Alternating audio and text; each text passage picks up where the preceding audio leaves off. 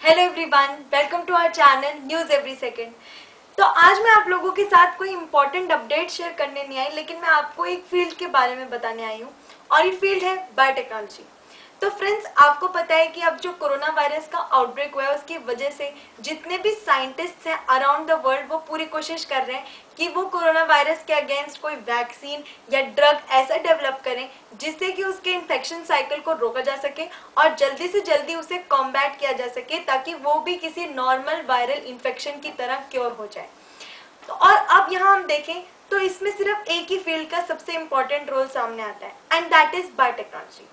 तो friends, biotechnology को बहुत सालों पहले इंडियन गवर्नमेंट ने स्टार्ट किया था और उन्होंने एक डिपार्टमेंट ऑफ बायोटेक्नोलॉजी भी क्रिएट किया था।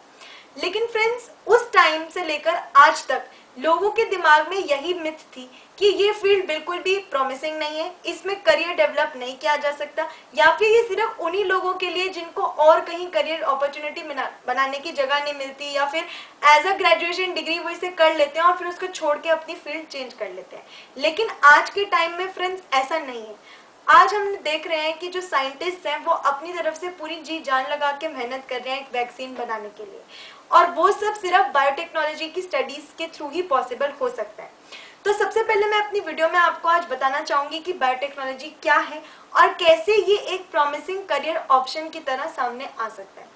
तो friends, biotechnology means we use living organisms and living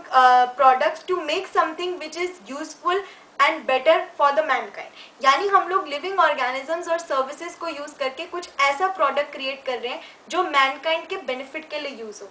biotechnological sciences में बहुत सारे डाइवर्स फील्ड्स होते हैं, that is molecular and structural biology, cell biology, plant animal and micro plant and animal biotechnology and microbiology and immunology and protein engineering. तो यानी कि हम लोग हर एक ऑर्गेनिजम्स का जो जेनेटिक स्ट्रक्चर है उसकी इन डेप्थ स्टडी करते हैं, और जो हमारी लाइफ का बेसिक स्ट्रक्चरल यूनिट है सेल, हम लोग उस सेल के बारे में स्टडी करते हैं। सेल के अंदर प्रेजेंट जेनेटिक मटेरियल यानी डीएनए और आरएनए के बारे में स्टडी करते हैं, प्रोटीन्स के बारे में स्टडी करते हैं, और हम लोग स्टडी करते हैं कि कैसे जो डीएनए और प्रोटीन्स हैं कैसे वो बॉडी के फिनोटिपिक फंक्शंस यानी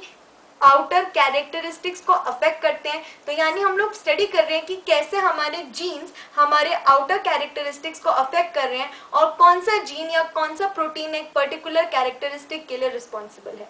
और ना सिर्फ ह्यूमन बींग्स, हम लोग प्लांट्स, माइक्रोब्स, सारे टाइप के ऑर्गेनिजम्स की स्टडी करते हैं और हम लोग पता लगाते हैं कि उनके अंदर का जेनेटिक मैकेनिज्म और हमारे अंदर का जेनेटिक मैकेनिज्म कैसे एक दूसरे से डिफरेंस है और कैसे एक दूसरे से सिमिलर है। तो ये सारी जो चीज़ें ये सब आती हैं वाइडली बायोटेक्नोलॉजी फील्ड के अंडर। अब मैं बताऊंगी कि आप में से कौन लोग ऐसे हैं जो बायोटेक्नोलॉजी को एज अ करियर परस्यू कर सकते हैं। तो जो स्टूडेंट्स 12th में हैं जिनके पास अभी पीसीबी या पीसीएमबी सब्जेक्ट्स हैं वो लोग बायोटेक्नोलॉजी को एक करियर ऑप्शन की तरह चूज कर सकते हैं। यानी आपके पास बायोलॉजी अगर एज अ कोर सब्जेक्ट हो तो that is very good for you, because biology आपका बेस क्रिएट करेगा इस सब्जेक्ट में। ऐसा नहीं है कि पीसीएम स्टूडेंट्स बायोटेक्नोलॉजी के लिए ऑप्ट नहीं कर सकते, वो भी ऑप्ट कर सकते हैं। तो यही मैं आपको बताना चाहूँगी कि आफ्टर 12th आपके पास दो तरीके की लाइंस होते हैं, यानी BSc in biotechnology and BTech in biotechnology. So while BSc in biotechnology is a little bit theory based, यानी उसमें ज़्यादातर आपको थ्योरेटिकल नॉलेज दी जाएगी बायोटेक्नोलॉजी के वेरियस सब्जेक्ट्स के बारे में, लेकिन आपका जो बीटेक इन बायोटेक्नोलॉजी है that is more of an application based subject. यानी उसमें आपको कैसे एक्सपेरिमेंट्स परफॉर्म करने हैं या कौन से एक्सपेरिमेंट्स कैरी आउट करने हैं या फर्दर रिसर्च करनी है, तो उसके लिए मैं कहना चाहूँगी कि BTech in biotechnology is a better option, especially if you want to make your career in research, and it's the best option if you want to make your career in research. तो जो जैसे मैंने आपको कहा कि जिनके पास biology है उनके लिए एक एडेड एडवांटेज है क्योंकि that creates a base for the subject, लेकिन क्योंकि बीटेक जो है वो जेई मेंस के थ्रू होता है तो पीसीएम स्टूडेंट्स भी इस फील्ड के लिए ऑप्ट कर सकते हैं। और प्लीज़ ऐसा बिल्कुल मत सोचिए कि इसमें करियर अपॉर्चुनिटीज़ लिमिटेड है, क्योंकि आगे आने वाले टाइम में ये फील्ड ऐसा है जो बहुत जल्दी और तेज़ी से बूम करेगा और बहुत सारे साइंटिस्ट और रिसर्चर्स की ज़रूरत हमें पड़ने वाली है वेरियस डिजीज़ेस की स्टडी के लिए या फिर फूड पैरामीटर्स की स्टडी करने के लिए भी। और बायोटेक्नोलॉजी के कुछ सक्सेसफुल एग्जांपल्स भी हमने देखे हैं, जैसे कि जेनेटिकली मॉडिफाइड ऑर्गेनिजम्स जिन्हें रिकॉम्बिनेंट डीएनए टेक्नोलॉजी से तैयार किया गया था। तो जैसे कि बीटी कॉटन और बीटी ब्रिंजल ऐसे दो एग्जांपल्स हैं जिनको रिकॉम्बिनेंट डीएनए टेक्नोलॉजी के थ्रू क्रिएट किया गया था। इस पर काफ़ी सारे एथिकल और सोशल कॉम्प्लिकेशंस रेज हुए थे, लेकिन हमने ये भी देखा था कि कैसी ये क्रॉप्स पेस्ट और डिजीज रेजिस्टेंट है और इसीलिए इनकी लॉन्गर शेल्फ लाइफ है और इनकी मार्केट वैल्यू भी ज़्यादा है। तो हर एक चीज़ की अपनी एडवांटेज या डिसएडवांटेज होती है, लेकिन यहाँ हम लोग सिर्फ एक सिंपल चीज़ कर रहे हैं कि हम लोग जीन्स को मैनिपुलेट करके कुछ ऐसा क्रिएट कर रहे हैं जो फ्यूचर में हमारी बेटरमेंट के लिए रिस्पॉन्सिबल हो। और सबसे बड़ा एप्लीकेशन बायोटेक्नोलॉजी का फील्ड का जो है वो है फार्मास्यूटिकल साइंसेस, यानी किसी भी न्यू ड्रग, वैक्सीन या पर्सनलाइज्ड मेडिसिन की जो डेवलपमेंट है वो ह्यूमन बॉडी और ह्यूमन जीन्स की स्टडी के थ्रू ही हो सकती है, and that is done through biotechnology. और बायोटेक्नोलॉजी का एक बहुत ही इम्पॉर्टेंट फील्ड है बायो इन्फॉर्मेटिक्स या कंप्यूटेशनल बायोलॉजी, जहां हम लोग आईटी और बायोलॉजी का इंटीग्रेट करके एक ऐसा प्लेटफॉर्म बनाते हैं जहां हम सारी जेनेटिक इंफॉर्मेशन को डेटाबेसेस की फॉर्म में कंप्यूटर पे स्टोर कर सकते हैं, एक्सेस कर सकते हैं और उस नॉलेज का यूज़ करके हम बहुत से ऐसे ड्रग्स क्रिएट कर सकते हैं जो हमें वेरियस डिजीजेस को कॉम्बैट करने में हेल्प कर सकते हैं। So bioinformatics is one of the major upcoming and promising and a good salary based career in biotechnology. अब मैं आपको बताना चाहती हूँ कि अपनी ग्रेजुएशन करने के बाद आप लोग जब अपनी पोस्ट ग्रेजुएशन या हायर स्टडीज अगर करेंगे तो वो भी आपके लिए एडेड एडवांटेज है, स्पेशली रिसर्च करियर के लिए। जैसे कि बीटेक के बाद या बीएससी के बाद आप लोग एमएससी, एमटेक या एमएस इन बायोटेक्नोलॉजी कर सकते हैं, और जो आपकी एमएससी, एमटेक और एमएस है वो आपकी स्पेशलाइज्ड फील्ड्स में होगी, यानी जब आपका ग्रेजुएशन लेवल है तब आपको एक बेसिक इंफॉर्मेशन के साथ प्रोवाइड किया जाएगा about the various areas of biotechnology, but for your MTech or for your post graduation you can opt for a specialized field of study such as pharmacology, agricultural technology or plant biotechnology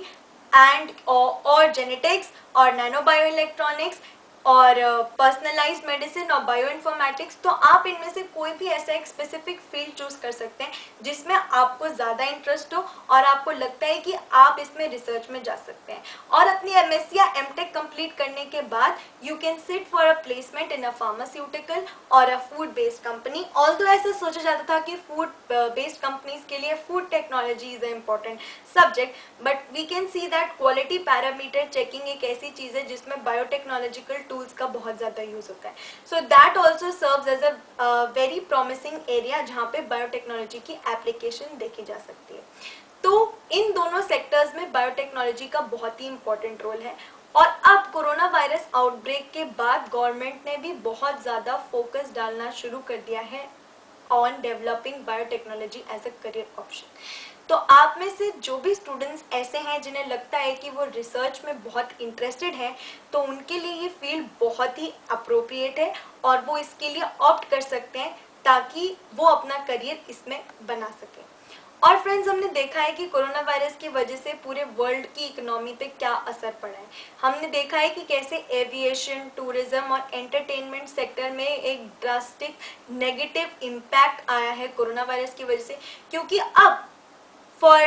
1 year और 2 years, at least a year,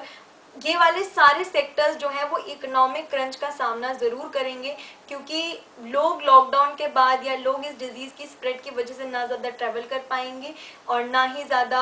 घूम पाएंगे, ना खा पाएंगे। तो इन सब वजह से बहुत ज़्यादा नेगेटिव इम्पैक्ट पड़ेगा इन सारे सेक्टर्स के। लेकिन बायोटेक्नोलॉजी सेक्टर एक ऐसा सेक्टर है जो इस आउटब्रेक की वजह से जिस पर एक बूम आ सकती है, यानी आने वाले टाइम में हमें ज़्यादा से ज़्यादा रिसर्च करनी होगी, ना सिर्फ कोरोना वायरस की वैक्सीन बनाने पर, बट कुछ ऐसी चीज़ों पर या ऐसे जनरल ड्रग्स पर जो ऐसे कुछ आने वाले इन्फेक्शंस को कॉम्बैट कर सकें, ताकि हम लोगों को दोबारा ऐसे पैंडमिक का सामना ना करना पड़े फ्यूचर में। तो इसीलिए इस पे रिसर्च इम्पॉर्टेंट है और बहुत ज़्यादा काम की है आने वाले टाइम में। तो फ्रेंड्स, अगर आपको ऐसा लगता है कि आपके अंदर रिसर्च का कीड़ा है तो आप बायोटेक्नोलॉजी को अपना करियर ऑप्शन चूज कर सकते हैं। सो आई होप कि मैंने अपनी वीडियो में जो आज आपको बताया वो आपको बहुत अच्छा लगा हो। तो please like this video and please like all the videos on our channel. और मैं आपके साथ अपडेट्स शेयर करती रहूँगी और इस लॉकडाउन पीरियड में जो भी मुझे लगता है कि इम्पोर्टेंट है वो भी मैं आपके साथ शेयर करती रहूँगी। कोई न्यू इनिशिएटिव, अपडेट या फिर कोई ऐसा फील्ड या ऐसी चीज़ जो आपको लगता है कि आपके मन में ऐसा कोई डाउट है किसी भी चीज़ को लेकर, तो वो भी आप कमेंट सेक्शन में डिस्कस कर सकते हैं और मैं उस पर वीडियो बनाकर अपने व्यूज़ ज़रूर शेयर करूँगी आप लोगों के साथ। तो friends, and one more important thing is कि आप लॉकडाउन का पालन सख्ती से करें। अभी भी गवर्नमेंट ने बोला है कि 3 मई तक लॉकडाउन है और सारी जगह स्पेशली दिल्ली में 20 अप्रैल के बाद कोई भी छूट नहीं दी गई है। तो आप लोग अभी भी अपने घरों में ही रहें, घरों से ना निकलें, क्योंकि हमें अभी भी समझने की ज़रूरत है कि ये सिचुएशन बहुत ही डेंजरस है और हमारी हेल्थ के लिए ये इम्पॉर्टेंट है कि हम लोग अपने अपने घरों में ही रहें। So please stay safe, stay home and stay tuned to our channel News Every Second. Till then, bye.